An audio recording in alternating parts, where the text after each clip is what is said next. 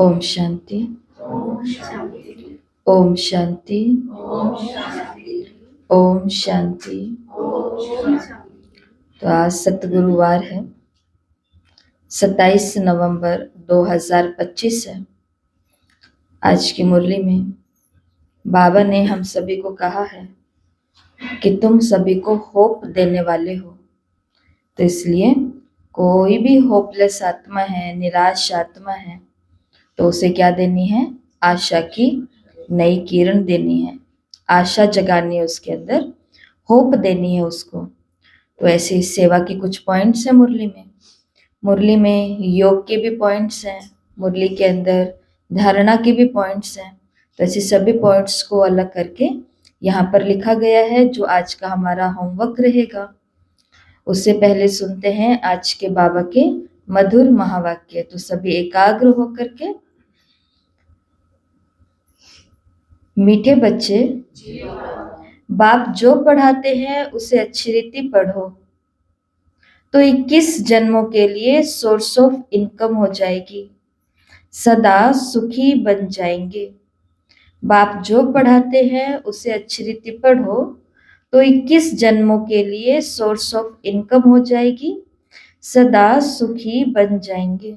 प्रश्न: तुम बच्चों के अतीन्द्रिय सुख का गायन क्यों है? उत्तर: क्योंकि तुम बच्चे ही इस समय बाप को जानते हो। तुमने ही बाप द्वारा सृष्टि के आदि मध्य अंत को जाना है। तुम अभी संगम पर बेहद में खड़े हो। जानते हो हम इस खारी चैनल से अमृत के मीठे चैनल में जा रहे हैं। तो खारे किनारे से इस पार से उस पार जा रहे हैं। हमें स्वयं भगवान पढ़ा रहे हैं। ऐसी खुशी ब्राह्मणों को ही रहती है, इसलिए अतीन्द्रिय सुख तुम्हारा ही गाया हुआ है। ओम शांति। ओम शांति। रूहानी बाप का रूहानी बच्चों प्रति समझ मिल रही है, यानी बाबा अपनी मत दे रहे हैं। ये तो जरूर समझते हो कि हम जीवात्माएं हैं, परंतु निश्चय अपने को आत्मा करना है ना। तो ये समझते हैं कि हम जीवात्मा है, मनुष्य है, लेकिन उसमें भी अपने को क्या निश्चय करना है? आत्मा हूं। ये कोई हम नया स्कूल नहीं पढ़ते हैं। हर 5000 वर्ष के बाद यहाँ पढ़ने आते हैं। बाबा पूछते हैं ना, आगे कभी पढ़ने आए हो? तो सब कहते हैं हम हर 5000 वर्ष बाद पुरुषोत्तम संगम युगे बाबा के पास आते हैं। ये तो याद होगा ना, या ये भी भूल जाते हो? बाबा बीच बीच में तंज भी कसते हैं कि वैसे तो बहुत कुछ भूल जाते हैं, उसमें भी ये तो याद रहता है ना कि स्कूल के हम स्टूडेंट हैं, या कल्प कल्प इसी स्कूल में आते हैं, या ये भी भूल जाते हो? स्टूडेंट को स्कूल याद तो जरूर आएगा ना। एम ऑब्जेक्ट तो एक ही है। जो भी बच्चे बनते हैं, फिर 2 दिन का बच्चा हो या पुराना हो, परंतु एम ऑब्जेक्ट सभी की एक है।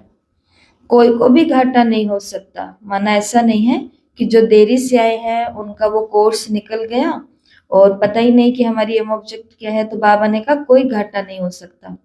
पढ़ाई में इनकम है, वो भी ग्रंथ बैठकर पढ़कर सुनाते हैं तो कमाई होती है। जट शरीर निर्वाह निकल आएंगे। साधु बना, 1-2 शास्त्र बैठ सुनाया, इनकम हो जाएगी। अभी ये सब सोर्स ऑफ इनकम है। हर एक बात में इनकम चाहिए ना। पैसे हैं तो कहाँ भी घूम फिर आओ। तुम बच्चे जानते हो बाबा हमको बहुत अच्छी रीति पढ़ाई पढ़ाते हैं, जिससे 21 जन्मों की इनकम मिलती है। ये इनकम ऐसी है जो सदा सुखी बन जाएंगे, कभी बीमार नहीं होंगे, सदा अमर रहेंगे। ये निश्चय करना होता है। ऐसे निश्चय रखने से तुमको उल्लास आएगा, नहीं तो कोई ना कोई बात में गुटका आता रहेगा। गुटका माना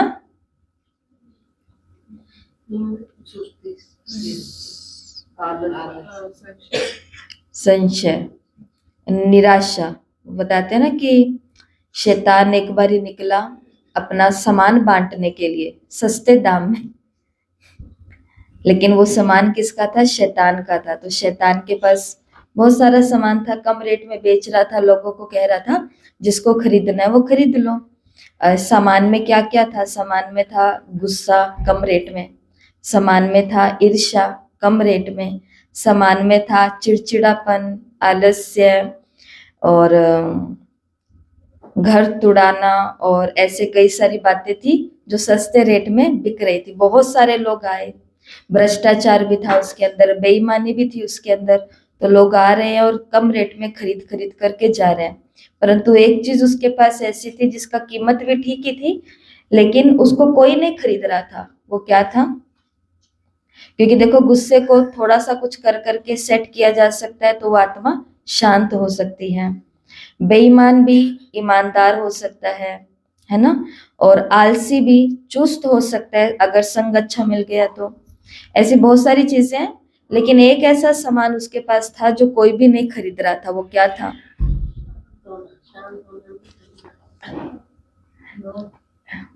नहीं, ये तो कम रेट में खरीद लिया। लालच के बहुत लोग बैठे हैं, ले लिया उन्होंने लालच।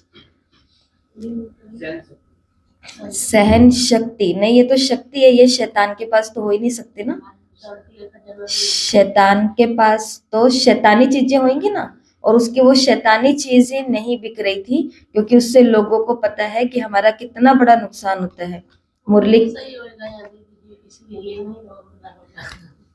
बाबा ने जिसको गुटका बोला ना, उसे बोलते हैं निराशा। निराशा एक ऐसी चीज है। एक बहन ने कोर्स किया, तब तक बहुत अच्छा था, बहुत अच्छा था। कोर्स के बाद कभी इसकी क्लास सुने, कभी उसकी क्लास सुने, कभी उसकी क्लास सुने। वो जैसे जैसे क्लास सुनती जा रही है, वैसे वैसे वो निराशा में डूबती जा रही है। क्यों? क्योंकि मैं तो ये भी नहीं कर सकता, मैं कर सकती, मेरे में तो ये भी नहीं है, मेरे में तो ये भी कमी है, मेरे में तो ये भी कमी है, ये मैं कहाँ आ गई, यहाँ पे तो ये भी करना पड़ेगा, यहाँ पे तो ये भी करना पड़ेगा। मतलब सोच करके आई थी कि यहाँ पर भगवान से कुछ लेने आई हूँ, लेकिन यहाँ तो भगवान ही कहने लग गया कि तुम मेरी मदद करो, तुम अपना तन मन धन मेरे को दो। तो वो आत्मा धीरे धीरे धीरे धीरे धीरे कहाँ पर गई? निराशा में गई। अब उस निराशा से उसको बाहर कौन निकालेगा? अब वो कितना भी योग लगाए, वो योग में भी क्या बैठी है? निराश होकर के कि हे भगवान, अब मेरे को ज्ञान भी समझ आ गया, वापस पीछे भी नहीं जाया जा रहा, लोगों को भी पता चल गया मैं यहाँ की बन गई, अब मैं क्या करूं? घर में भी कुछ नहीं बता सकते, बाहर कुछ नहीं बता सकते, हर जगह उसको क्या दिख रही है? निराशा। कौन से मार्ग पर आकर के? इस मार्ग पर आकर के। तो ये ऐसी चीज है जो शैतान से भी कोई नहीं लेना चाहता, क्योंकि इसको रिप्लेस करना, इसको परिवर्तन करना बहुत बहुत बहुत मेहनत का काम है। क्योंकि एक बारी इस आध्यात्मिक जीवन में निराशा आ गई, फिर उस आत्मा के साथ कुछ अच्छा भी हो रहा होगा ना, तो भी वो आत्मा हर बात में क्या रहेगी? निराश रहेगी। ऐसी चीजें होती हैं। तो इसलिए बाबा ने यहाँ पर क्या बोला, ये आपको क्यों बताएगी शैतान की बात? क्योंकि बाबा ने यहाँ बोला कि अगर निश्चय नहीं करेंगे ना, तो उल्लास नहीं आएगा, और उल्लास नहीं आएगा तो कोई ना कोई बात में फिर घुटका आएगा। फिर अच्छी चीजें हो रही है, जैसे आज की मुरली में आप सुनना कि कॉन्फ्रेंस में बाबा ने किन वीवीवीआईपी लोगों को निमंत्रण देने के लिए कहा है, और वो लोग आएंगे। लेकिन प्रोग्राम इतना 7 फरवरी 1983 को इतना अच्छा प्रोग्राम हुआ, सब कुछ इतना अच्छा हुआ, लेकिन प्रोग्राम की सफलता की खुशी बहुत कम लोगों की थी, और निराश बहुत सारे लोग थे। किस कारण से? कि स्टेज पर उन बीके को चढ़ा दिया गया, लेकिन मेरा तो नाम तक भी नहीं लिया गया। ये मतलब नहीं है कि सेवा कितनी सफल हुई। दुख किस बात का हो रहा है, निराशा किस बात की हो रही है? कि मेरा तो कहीं जिक्र ही नहीं हुआ। तो इसके लिए ये निराशा, ये घुटका बहुत बुरी चीज है, और उसका समाधान अगर करना है आने से पहले ही वो ये होता है, बाबा ने कहा अंदर में सिमरण करना है। किस बात का? कि हमें बेहद के बाप पढ़ा रहे हैं। भगवानुवाच, ये तो गीता है, गीता का भी युग आता है, सिर्फ भूल गए हैं कि ये 5वां युग है। ये संगम बहुत छोटा है, वास्तव में चौथाई भी नहीं कहेंगे, मतलब 5000 का चौथा हिस्सा भी बाबा ने कहा नहीं कहेंगे। परसेंट तो लगा सकते हैं ना। सो भी आगे चल बाप बताते रहेंगे, कुछ तो बाप के बताने की भी तो नोट है ना। तुम सभी आत्माओं में पाठ नोट है जो फिर रिपीट हो रही है। तुम जो सीखते हो वो भी रिपीटेशन है ना। रिपीटेशन के राज का तुम बच्चों को मालूम हुआ है। कदम कदम पर पाठ बदलता जा रहा है।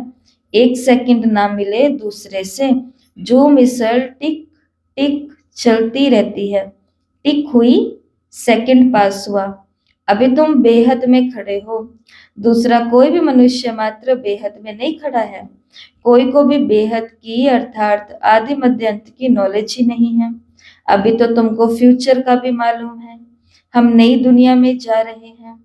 ये है संगम युग, जिसको क्रॉस करना है। खारी चैनल है ना, ये है मीठे मीठे अमृत की चैनल, वो है विष की। अभी तुम विष के सागर से क्षीर सागर में जाते हो। ये बेहद की बात है। दुनिया को इन बातों का कुछ भी मालूम नहीं। नई बात है ना। तुम भी जानते हो, तुम ये भी जानते हो कि भगवान किसको कहा जाता है, वो क्या पाठ बजाते हैं, टॉपिक में भी बताते हो। आओ तो परम पिता परमात्मा की बायोग्राफी तुमको समझाएं। यूं तो बच्चे बाप की बायोग्राफी सुनाते हैं, कॉमन है। ये तो फिर बापों का बाप है। ये तो बात बहुत कॉमन है लौकिक में कि हर बच्चा अपने पिता की जीवन कहानी बताता है। हमारे पिताजी ऐसे थे, हमारे पिताजी ऐसे थे। लेकिन बाबा ने कहा अनकॉमन बात कौन सी है, असाधारण बात कौन सी है, कि ये फिर बापों का बाप है। और उसके बायोग्राफी जो आत्मा सुनाए, वो आत्मा इस संसार की सबसे भाग्यवान आत्मा है। तुमको परिचय देना है अच्छी रीति से। तुमको भी बाप ने दिया है, तब तो समझाते हो। और तो कोई बेहद के बाप को जान न सके। तुम भी संगम पर ही जानते हो। मनुष्य मात्र देवता हो या शूद्र हो, पुण्य आत्मा हो या पापात्मा हो, कोई भी नहीं जानते। सिर्फ तुम ब्राह्मण जो संगम पर हो, तुम ही जान रहे हो। तो तुम बच्चों को कितनी खुशी होनी चाहिए। ये तो गायन है। अतीन्द्रिय सुख पूछना हो तो गोप गोपियों से पूछो। बाबा बाप भी है, सुप्रीम बाबा बाप भी है, टीचर भी है, सतगुरु भी है। सुप्रीम अक्षर भी जरूर डालना है। कभी कभी बच्चे भूल जाते हैं। ये सब बातें बच्चों की बुद्धि में रहनी चाहिए। शिव बाबा की महिमा में ये अक्षर जरूर डालने हैं। सिवाय तुम्हारे और कोई जानते नहीं। तुम समझा सकते हो तो गोया तुम्हारी विजय हुई ना। अगर किसी आत्मा को हमने आत्मा के पिता की जानकारी दी, तो बाबा ने कहा तुम्हारी उसी समय क्या हो गई, विजय हो गई। तुम जानते हो बेहद का बाप सर्व का शिक्षक, सर्व का सद्गति दाता है। बेहद का सुख, बेहद का ज्ञान देने वाला है। फिर भी ऐसे बाप को भूल जाते हो। माया कितनी समर्थ है। ईश्वर को तो समर्थ कहते हैं, परंतु माया भी कम नहीं।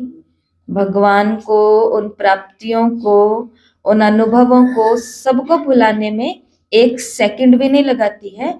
इतनी शक्तिशाली है माया। वो कल बताया ना कि मधुबन में हमको क्या क्या फैसिलिटीज मिलती है, सुना ना सभी ने, चिंतन भी किया सभी ने। और मधुबन नहीं जाऊंगी मैं कभी भी, या वहां से उदास होके आ जाते हैं, नाराज होके आ जाते हैं, मुंह फुला के आ जाते हैं, सिर्फ कितनी सी बात के कारण। इतनी सी बात, इतनी सी बात कि मेरी चारपाई वहां नहीं लगाई जहां मुझे चाहिए थी, या मेरे को ऊपर बिठा दिया, मेरे को नीचे बिठा दिया। इतनी सी बात इन सभी बातों को भुला देती है कि वहां पर सुबह क्या खाया था, दोपहर में क्या क्या खाया था, रात को क्या क्या खाया था, बाथरूम कौन साफ करके गया था, रूम हमारा कौन साफ करके गया था, हमारे आने से पहले चादरें साफ, तकिया साफ, कंबलें साफ किसने रखी थी, और हमारे जाते इन गंद को फिर से साफ करने वाले कौन हैं। वहां पे क्लासेस होती है, भट्टियां होती है, योग सिखाते हैं, बाबा के रूम है, लाइटें जल रही हैं, गरम गरम पानी टूटी खोलो तो आ रहा है, दूध, चाय, कॉफी की नदियां बह रही है, कोई तो चीज की कमी नहीं है। लेकिन कितनी सी बात, माया इतनी समर्थ है कि ये सब चीजें भुला देगी सिर्फ इस बात के पीछे कि मुझे तो वहां किसी ने पूछा ही नहीं, सब घूमने के लिए चले गए, मेरे को छोड़ के चले गए। तो आपको टाइम टेबल के अंदर रहना था ना, आप नहीं रहोगे तो छूट करके चले जाओगे।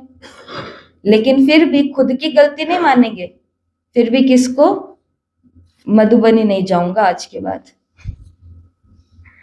तो माया में इतनी ताकत है। ये बातें केवल सुननी नहीं है, इन बातों को अंदर में फील करना है कि सच में हम आत्माओं के साथ ऐसा होता है। और जो आत्मा ईमान रखती, ईमानदारी से अपने आप की चेकिंग करती है, उस आत्मा को ये गुटका, ये निराशा या होपलेस लाइफ या माया नहीं आ सकती है। बाबा ने कहा ना, आएगी लेकिन उसकी जो कवच बना हुआ है उससे टकराएगी और चली जाएगी। इतना खुद को स्ट्रॉन्ग बनाना है। इसलिए शिव बाबा ने आज हमको धारण करने के लिए क्या बात कही कि ईश्वर को तो समर्थ कहेंगे, लेकिन अपने दुश्मन की भी परख होना जरूरी है, दुश्मन को अंडर एस्टिमेट नहीं करना। तो माया भी कम नहीं है। तुम बच्चे भी एक्यूरेट जानते हो, इनका तो नाम रखा ही रावण है।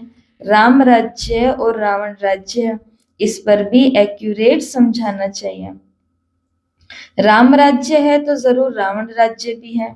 सदैव राम राज्य तो हो न सके। राम राज्य श्री कृष्ण का राज्य कौन स्थापन करते हैं? ये बेहद का बाप बेर समझाते हैं।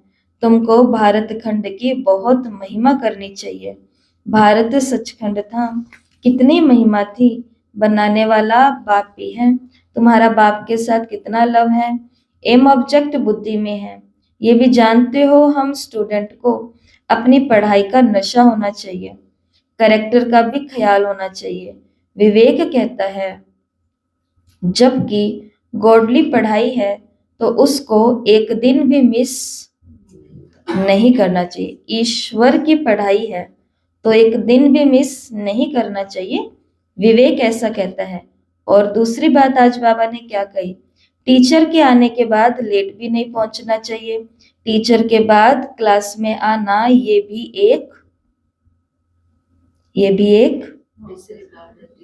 टीचर की इंसल्ट है।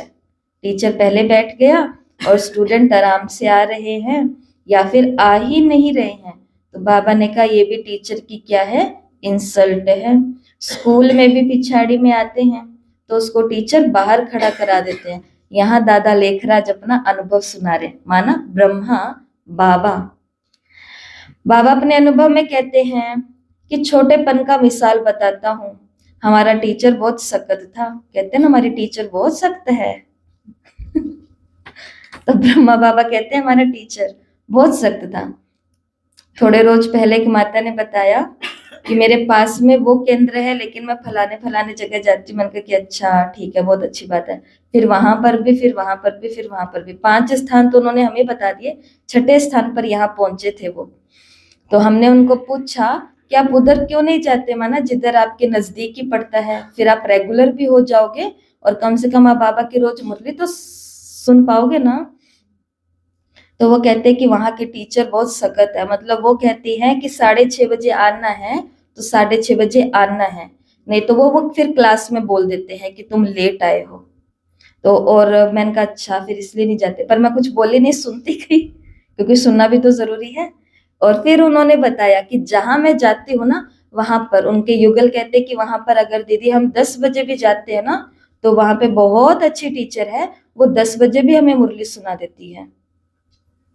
ये तो वही बात होगी ना लौकिक वाली कि एक मम्मी है जो सारा दिन मोबाइल खींचती रहती है तो मेरी मम्मी बहुत बुरी है, और एक वो पड़ोस के दोस्त की मम्मी जो उसको मोबाइल तो क्या हाथ में क्या होते हैं वो आईपैड और ये सब चीजें ये सब कुछ देती है, तो वो है भगवान मेरे को भी कौन सी मम्मी दिला देता, वो वाली मम्मी दिला देता, पर तुम्हारे नसीब में यही मम्मी लिखी है, क्या कर सकते हैं।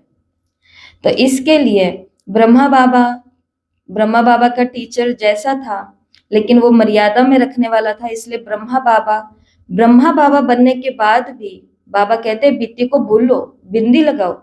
लेकिन आज बाबा 80-90 साल के होने के बाद अपने बचपन के टीचर को याद कर रहे हैं, इन स्टूडेंट्स को समझाने के लिए, मतलब हम स्टूडेंट्स को समझाने के लिए। तो बेटी को भूलना तो है, लेकिन किसको भूलना और किस हद तक भूलना है, बाबा ने हमको ये भी सिखाया है। बाबा ने कहा बहुत सख्त था हमारा टीचर, अंदर नहीं आने देता था। और यहाँ तो बहुत ऐसे हैं जो देरी से ही आते हैं। सर्विस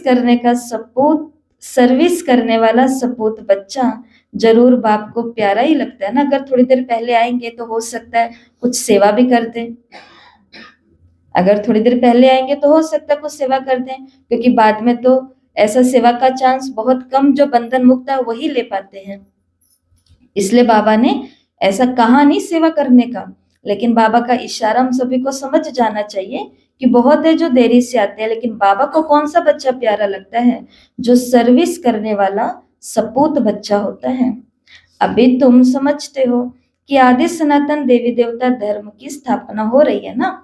जरा भी किसी की बुद्धि में ये नहीं है, तुम्हारी बुद्धि से भी तो घड़ी घड़ी खिसक जाता है। तुम अभी देवी देवता बनने के लिए पुरुषार्थ कर रहे हो। कौन पढ़ा रहे हैं? कौन पढ़ा रहे हैं? कौन पढ़ा रहे हैं? तो मुंह से बोलो ना फिर, कौन पढ़ा रहे हैं? आवाज ही नहीं आ रहा। शिव बाबा, मुंह से तो बोलना पड़ेगा, खुद परम पिता परमात्मा। तो कौन कौन आज बाबा के आगे सत गुरुवार को इस गुरु के आगे ये प्रण लेता है, कभी कभार को छोड़ करके, मेरी मुरली नहीं मिस होगी कभी भी, और दूसरा मैं कभी भी देरी से नहीं पहुंचूंगी। अपने ऊपर विश्वास रखो, आगे की गारंटी बाबा लेगा। Very good, very good. कभी कभार वो तो दीदी को बता के जाओगे ना, टीचर को। ये पीछे वाली लाइन ने हाथ पर नहीं की है।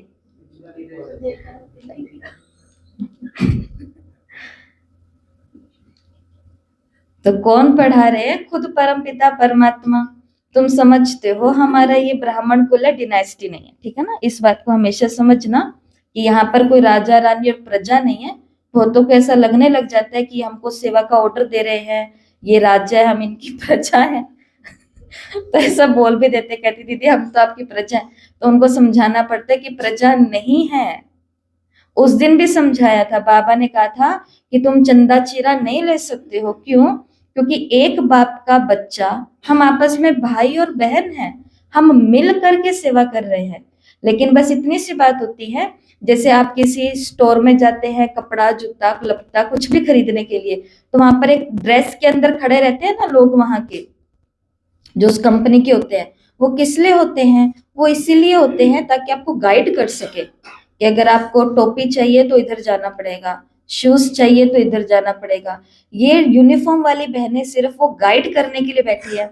बाकी यहाँ पर राजधानी नहीं है कि ये राजा ही बन गए हैं और हम इनके कोई दास या प्रजा बन गए हैं। ये बहुत छोटी सोच है, और ऐसी सोच कभी दोनों पक्षों में नहीं आनी चाहिए, क्योंकि हम फैमिली हैं। बाबा ने कहा ये तो तुम्हारा ब्राह्मण कुल है, सर्वोत्तम कुल है। बाप भी तो सर्वोत्तम है ना। ऊंचते ऊंचे तो जरूर उनकी आमदनी भी ऊंची होगी। उनको ही तो श्री श्री कहते हैं, तुमको भी श्रेष्ठ बनाते हैं। तुम बच्चे ही जानते हो कि हमको श्रेष्ठ बनाने वाला कौन है, और कोई कुछ नहीं समझते। तुम कहेंगे हमारा बाप भी है, टीचर भी है, सतगुरु भी है, पढ़ा रहे हैं। हम आत्माएं हैं, हम आत्माओं को बाप ने स्मृति दिलाई है। तुम हमारी संतान हो, ब्रदरहुड है। बाप को याद भी करते हैं, समझते हैं वो निराकार बाप है, तो जरूर आत्मा को भी निराकार कहेंगे। आत्मा ही एक शरीर छोड़ दूसरा लेती है, फिर पाठ बजाती है। मनुष्य फिर आत्मा के बदले अपने को शरीर समझ लेते हैं। मैं आत्मा हूं ये भूल जाते हैं। मैं कभी भूलता नहीं हूं। तुम आत्माएं सभी शालिग्राम हो, और मैं हूं परम पिता यानी परम आत्मा। उनके ऊपर दूसरा कोई नाम नहीं है। उस परम आत्मा का नाम है शिव। और तुम भी ऐसे ही आत्मा हो, परंतु तुम सब हो शालिग्राम। शिव के मंदिर में जाते हैं, वहां भी बहुत शालिग्राम रखते हैं, शिव की पूजा करते हैं। तो शालिग्राम की पूजा भी साथ में करते हैं। तब बाबा ने समझाया था कि तुम्हारी आत्मा और शरीर दोनों की पूजा होती है। ये जो तुलसी पूजन अभी गया, तुलसी की पूजा होती है ना देवउठनी 11 पर शायद, तो उस दिन तुलसी के साथ किसका विवाह दिखाते हैं? शालिग्राम का ही दिखाते हैं ना। वो शिवलिंग की तरह गोल गोल पत्थर ही होता है। शिव बाबा ने संगम युग का रहस्य बताया है। शालिग्राम कौन हो? तुम बच्चे। तो हम बच्चे, मैं आत्मा हूँ शालिग्राम, और उसको विवाह करना पड़ेगा किसके साथ? तुलसी, पवित्रता के साथ। जब तक शालिग्राम का मुझ आत्मा का पवित्रता के साथ गठबंधन नहीं होगा, नाता नहीं जुड़ेगा, जन्म जन्म का साथी नहीं बनाऊंगी प्योरिटी को, तब तक मैं किसी के भी वाइब्रेशन को अच्छा नहीं कर सकती। इसलिए कहते हैं शालिग्राम हो, तुलसी जिस घर में हो, वहां के बहुत अच्छे वाइब्रेशन रहते हैं। तो ये किसी स्थूल तुलसी या स्थूल शालिग्राम की बात नहीं है, ये उस शालिग्राम आत्मा की बात है। एक पवित्र आत्मा जिस स्थान पर रहती है, वहां के कितने सारे वाइब्रेशन को वो क्लीन कर देती है। जिसके लिए बाबा ने उदाहरण दिया, एक तुम्हारी बनाई गई अगरबत्ती भी बदबू वाले स्थान में खुशबू ला देती है, तो तुम तो चैतन्य हो, तुम कितना कुछ कर सकते हो। इसके लिए ये शालिग्राम और ये बताया। तो बाबा ने कहा कि हमारी तो सिर्फ आत्मा की पूजा होती है, शरीर की नहीं। और तुम कितना ऊंच बनते हो, बाबा को तो खुशी होती है ना। बाप गरीब होता है, बच्चे पढ़कर कितना चढ़ जाते हैं, क्या से क्या बन जाते हैं। तो बाप भी जानते हैं तुम कितने ऊंच थे, अब फिर ऑर्फन्स बन गए हो, बाप को नहीं जानते हो। अभी तुम बाप के बने हो तो सारे विश्व के मालिक बन जाते। बाप कहते, मुझे कहते ही हो हेवनली गॉडफादर। ये भी तुम जानते हो अभी स्वर्ग की स्थापना हो रही है। वहां क्या क्या होगा, ये सिवाय तुम्हारे और कोई की बुद्धि में नहीं है। कमल सुंदरी दादी, हमारे यज्ञ की, जिसको देवता दादी बोलते थे, उन्होंने सारा वहां का उद्घाटित किया है कि वहां पर क्या क्या होगा। तो वहां क्या क्या होगा ये सिवाय तुम्हारे और कोई नहीं जानते। तुम्हारी बुद्धि में है हम विश्व के मालिक थे, अब बन रहे हैं। प्रजा भी ऐसे कहेगी ना कि हम मालिक हैं। ये बातें तुम बच्चों की बुद्धि में है तो खुशी रहनी चाहिए। ये बातें सुनकर फिर औरों को भी सुनानी है। इसलिए तो सेंटर और म्यूजियम खोलते रहते हैं।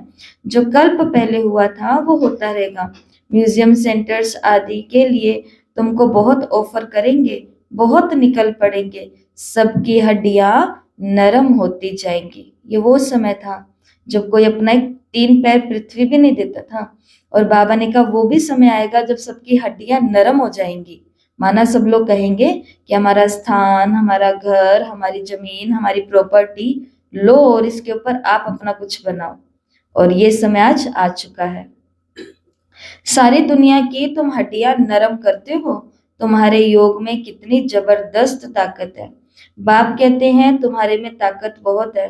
भोजन तुम योग में रहकर बनाओ, खिलाओ तो बुद्धि इस तरफ खींचेगी। अंडरलाइन करना सभी माताएं, भोजन योग में रह करके बनाओ और खिलाओ भी कैसे? योग में रहे। चिड़चिड़ करके ठंडा कर दिया, गर्म कर दिया, आओ बैठो, लेट आते हो, जल्दी आते हो, ऐसे करके भोजन खिलाएंगे तो वो भोजन कितना ही योग में बनाया है, तो वो क्या बल भरेगा? नहीं, बनाना भी योग में है। नहीं तो आजकल एक तरफ फोन चलता रहता है, टॉकिंग टॉकिंग, या कुछ भी देखना देखना, और साथ में ये होता रहता है। और फिर हम कहते हैं पता नहीं इनको तो खिलाती हूँ, ये तो बदलते ही नहीं। अंडरलाइन, भोजन तुम योग में रहकर बनाओ, खिलाओ तो वो तुम्हारी तरफ खींच, तो बुद्धि इस तरफ खींचेगी। भक्ति मार्ग में तो गुरुओं का भी जूठा खा लेते हैं। तुम बच्चे समझते हो भक्ति का तो बहुत विस्तार है, उसका इतना वर्णन नहीं कर सकते। ये बीज और वो झाड़ है, बीज का वर्णन कर सकते हैं।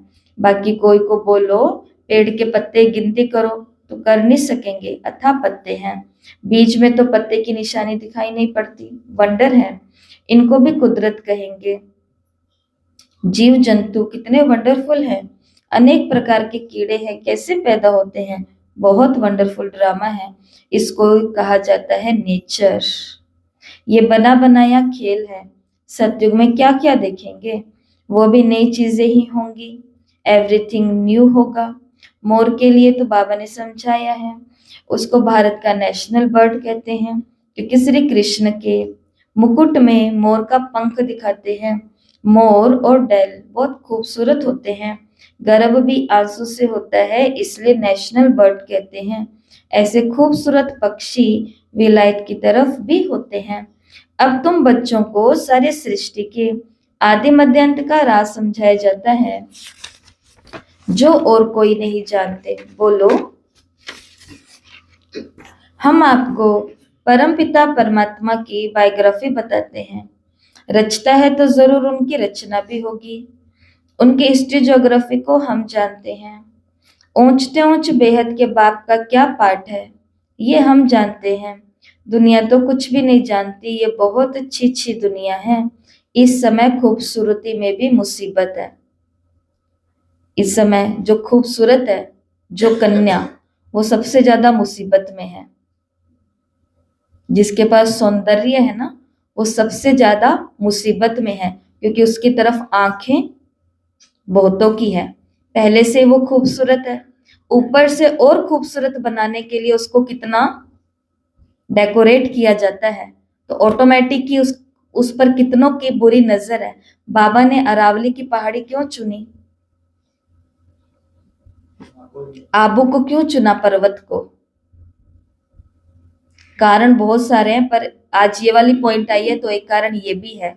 उसके पीछे कारण ये भी था कि बाबा ने कहा था कि मेरी जो बच्चियां हैं उन पर दुनिया की नजर ही नहीं पड़नी चाहिए। इसलिए बाबा ने, इसलिए तो जब 14 साल की भर्ती हुई थी तो सबसे पहला काम कराची में, 2 साल हैदराबाद में रहने के बाद जब यज्ञ कराची में गया तो वहां पे सबसे पहला काम बाबा ने मजदूरों से क्या कराया? दीवारें ऊंची करा दी। और इनको तो बनाया शिव शक्तियां कि तुमको पहली बात, अगर तुम खूबसूरत हो, सुंदर हो, ये हो वो हो, तो तुमको तो ये याद करना मैं विष्णु हूँ, मैं विष्णु हूँ, मैं विष्णु। तो उनसे सारी मेहनत के काम कराए कि वो भूल ही जाए मैं लड़की हूँ, वो भूल ही जाने, क्योंकि लड़कियों से लड़कियों वाले काम कराएंगे तो उसको हमेशा याद रहेगा मैं तो लड़की हूँ, मैं ये नहीं उठा सकती क्योंकि मैं लड़की हूँ, मैं ये नहीं कर सकती क्योंकि मैं लड़की हूँ, मैं ये नहीं बोल सकती क्योंकि मैं लड़की हूँ। लेकिन बाबा ने सारी दीवारें तोड़ दी ये भेद वाली। और फिर आबू के पर्वत पर भी यही हुआ। फिर शक्तियां बना करके बाबा ने बाहर निकाला है। तो अभी बाबा ने क्या कहा कि इस समय खूबसूरती में भी मुसीबत है। बच्चियों को देखो कैसे कैसे भगा के ले जाते हैं। तुम बच्चों को तो इस विकारी दुनिया से नफरत होनी चाहिए। ये छीछी दुनिया है, छीछी शरीर है। हमको तो अब बाप को याद कर अपनी आत्मा को प्योर बनाना है। ऐसी ऐसी बातें मुरली में आती हैं। हम सतो प्रधान थे तो सुखी थे, अभी तमो प्रधान है तो दुखी है, फिर सतो प्रधान बनना है। तुम चाहते हो हम पतित से पावन बने, भल गाते भी हैं पतित पावन, परंतु नफरत कुछ भी नहीं आती। तुम बच्चे समझते हो ये छीछी दुनिया है, नई दुनिया में हमको शरीर भी गुलगुल मिलेगा। अभी हम अमरपुरी के मालिक बन रहे हैं। तुम बच्चों को सदैव खुश हर्षित मुख रहना चाहिए। तुम बहुत स्वीट चिल्ड्रन हो। बाबा क्या कहते हैं? तुम मेरे मीठे मीठे बच्चे हो। ऐसा ही है? पक्का? हम भी कहते हैं तो बाबा भी हमको कहते हैं, और बाबा हमको कहते नहीं है। और हम सच में, बाबा सिर्फ हमको कहते नहीं है, बाबा हमें ट्रीट भी वैसे करते हैं, पालना भी वैसे देते हैं। बाप 5000 वर्ष बाद उन्हीं बच्चों से आकर के मिलते हैं तो जरूर खुशी तो होगी ना। हम फिर से आए हैं बच्चों से मिलने। किसको खुशी हो रही है? देखो, एक होता है, कोई पिता है, वो 5 दिन बच्चों से दूर गया है, ठीक है, और फिर आकर के मिलते तो उसको कितनी खुशी होती है। एक पिता है, वो 5 साल के लिए विदेश गया है, दूसरे शहर गया है, मतलब ऐसा, और 5 साल के बाद आकर के वो बच्चों से मिलता है तो उसको कितनी खुशी होगी, कितनी खुशी होगी। एक बाप है जो 5000 साल बाद अपने बच्चों से मिल रहा है, 5000 साल, तो उसको कितनी खुशी होगी गीता बहन? बहुत बहुत खुशी होगी। ये बाबा के मन के अंदर भाव है हम बच्चों के लिए। और सोचो, इतना खुश होकर के बाप सिर्फ सीन बनाओ कि 5 साल के बाद कोई फादर आए हैं बच्चे से मिलने के लिए, और बच्चे को बाप के आने की खुशी तो कम है, लेकिन पापा को आते ही बोल रहा है, पापा ये मम्मी बहुत बुरी है, मेरे को कुछ नहीं दिलाया, ये दीदी भी है ये भी अच्छी नहीं है, ये भैया है ये भी अच्छा नहीं है, पापा मुझे नहीं रहना इस घर में, इस घर की सारा रंग उतर रहा है, इस घर का ये खराब हो रहा है, हमारे पास तो टीवी भी नहीं है। उस पापा को क्या लगेगा? उसको लगेगा कि मैं तो सोच रहा था कि बच्चा आएगा और मुझसे गले मिलेगा, मुझे प्यार करेगा, मुझसे सारी बातें करेगा, हाल चाल पूछेगा, और ये तो शिकायत। इसलिए अमृत वेले भी शिकायत की डायरी खोल करके नहीं बैठनी। जब बाबा दिखता है, बाबा के आगे बैठ जाते हैं, क्या बोलते बोलते हैं, बाबा शरीर ठीक, आज जिसको समझना है शरीर को स्वस्थ करना, 8 संकल्प दिए जाएंगे अव्यक्त मुरली में, बाबा ने खुद दिए हैं अव्यक्त मुरली के अंदर ही। तो वो पढ़ो, आज सुनो, साथ साथ में मंत्र जाप भी करेंगे, और फिर पूरा दिन उसको रिपीट करो। खाली शिकायत करने से काम नहीं चलेगा, समाधान वाणियों के अंदर भरे पड़े हैं, इनको ढूंढ करके अप्लाई करने पड़ेंगे। तो बाबा को बहुत खुशी होती है कि हम फिर से आए हैं अपने बच्चों से मिलने के लिए। और चुप था 5000 साल से, कितनी बातें उसके पास करने को, तो इतनी बातें करने के लिए आए हमसे। अच्छा, मीठे मीठे सिकिलते बच्चों प्रति माता पिता बाप दादा का याद प्यार और गुड मॉर्निंग। रूहानी बाप की रूहानी बच्चों को नमस्ते। हम रूहानी बच्चों की रूहानी माता पिता बाप दादा को याद प्यार नमस्ते, गुड मॉर्निंग, ओम शांति, शुक्रिया बाबा शुक्रिया। धारणा के लिए मुख्य सार है, पहला हम गॉडली स्टूडेंट हैं, इसलिए पढ़ाई का नशा रहे और अपने कैरेक्टर्स पर भी ध्यान देना। मतलब स्कूल का नंबर 1 स्टूडेंट तो बन जाएंगे, लेकिन चरित्र नहीं अपनाएंगे तो बाबा ने कहा फिर वो पढ़ाई किसी काम की नहीं होती है। इसलिए पढ़ाई का भी नशा रहे और साथ साथ अपने कैरेक्टर्स का भी ध्यान रहे। एक दिन भी पढ़ाई मिस, गॉडली स्टूडेंट लाइफ को जीना है, हमें जीना है, तो उसके लिए एक दिन भी पढ़ाई मिस नहीं करनी, और देर से क्लास में आकर टीचर की इंसल्ट नहीं करनी। इसलिए क्लास में टाइम से आना, टीचर से पहले आना। दूसरा, इस छी छी विकारी दुनिया से नफरत रखनी है। जो भगवान कहता है प्यार करो सबसे, आज वो भगवान क्या कह रहा है? नफरत करो, इस विकारी छी दुनिया से नफरत करो। बाप की याद से अपनी आत्मा को पवित्र सतो प्रधान बनाने का पुरुषार्थ करो। सदैव खुश और हर्षित मुख रहो। ठीक है, वो निराशा वाली बात याद रखना, आने मत देना उसको। इसलिए सदा खुश और हर्षित मुख रहना है। आज बहुत अच्छा वरदान बाबा ने हमें दिया है। होपलेस में भी होप पैदा करने वाले, सच्चे परोपकारी, संतुष्ट मणिभव। होपलेस में भी होप पैदा करने वाले, सच्चे परोपकारी, संतुष्ट मणिभव। बाबा ने कहा, त्रिकालदर्शी बन हर आत्मा की कमजोरी को परखते हुए उनकी कमजोरी को स्वयं में धारण करने या वर्णन करने के बजाय कमजोरी रूपी कांटे को कल्याणकारी स्वरूप से समाप्त कर देना, कांटे को फूल बना देना, स्वयं भी संतुष्ट मणि के समान संतुष्ट रहना और सर्व को भी संतुष्ट करना। जिसके प्रति सब निराशा दिखाएं, ऐसे व्यक्ति व ऐसी स्थिति में सदा के लिए आशा के दीपक जगाना। कभी कभी ऐसा हो जाता है, बच्चे हैं, बड़े हैं, बुजुर्ग हैं, ऐसा उनके साथ में कोई परिस्थिति आएगी कि अब लगेगा कि अब इनसे कोई उम्मीद नहीं रखनी, इन्होंने सब खत्म कर दिया।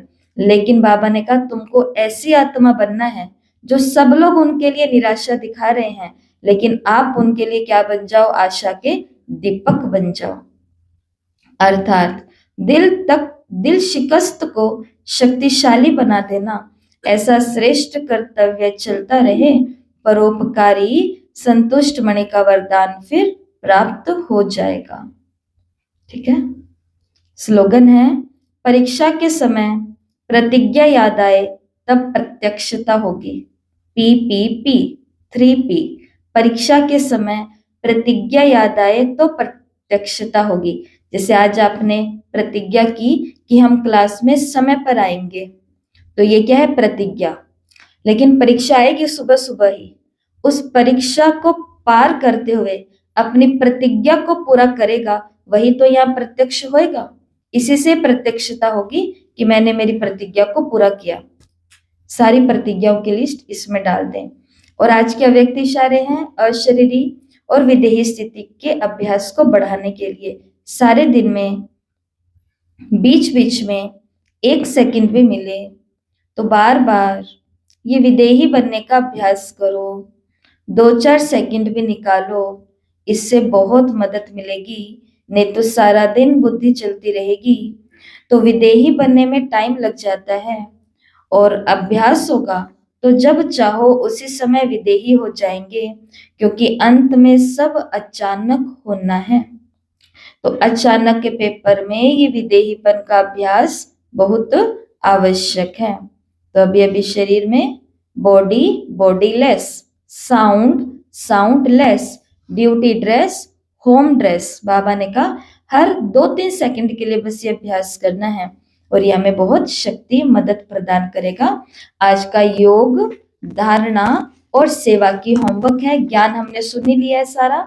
तो आज योग का होमवर्क है, दिन में कम से कम 6 बारी अभ्यास करना है कि मुझे स्वयं भगवान पढ़ा रहे हैं। 6 बारी खुद को याद दिलाना है, ठीक है?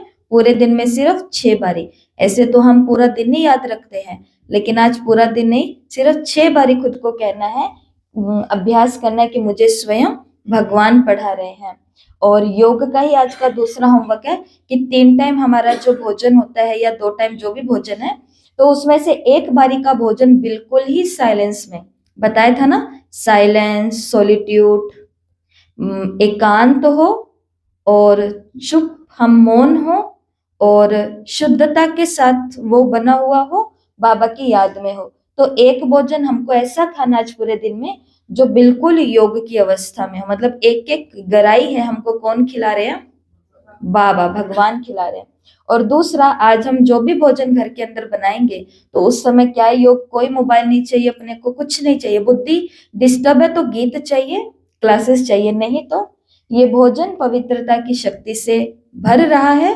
भोजन खाने वाली प्रत्येक आत्मा पवित्र बन रही है, और जिस आत्मा में प्योरिटी होगी वो ऑटोमेटिक बाबा की तरफ खींच जाएगी, वो फिर रुक नहीं सकती। तो ये आज योग का होमवर्क है। और दूसरा आज धारणा का होमवर्क है कि आज हम सभी को एक दिन भी क्लास मिस नहीं करनी, ये प्रतिज्ञा आपको करवानी थी, तो वो क्लास में हो गई है। और दूसरा, आज का प्रैक्टिकल होमवर्क है कि आज मुझे कोई भी काम के अंदर 2 मिनट भी लेट नहीं होना।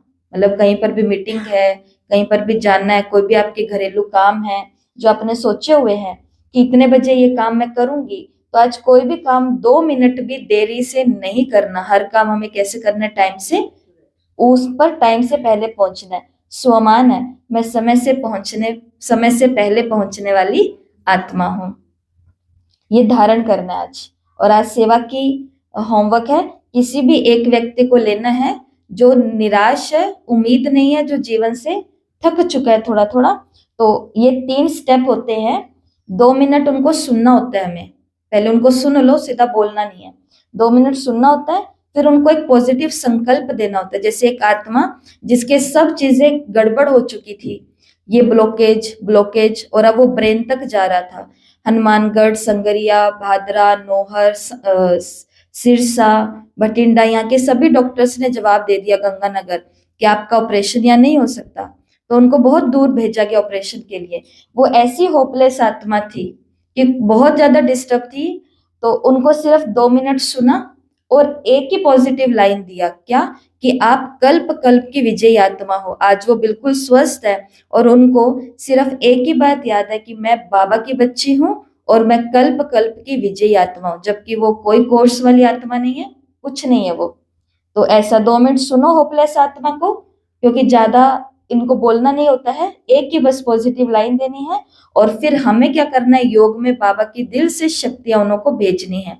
ये हमें हमारे घर में भी मिलेंगे, ये हमें हमारे पड़ोस में भी मिलेंगे, ये किसी दूर रिश्तेदारी में भी मिलेंगे जिन्हें हम फोन पर सुनते हैं। तो आज का ये 3 होमवर्क है, सभी को करना है। आज का स्वमान जिसको कम से कम 21 बारी लिखेंगे, मैं संतुष्ट मणि हूं। मैं संतुष्ट मणि हूं। ओम शांति।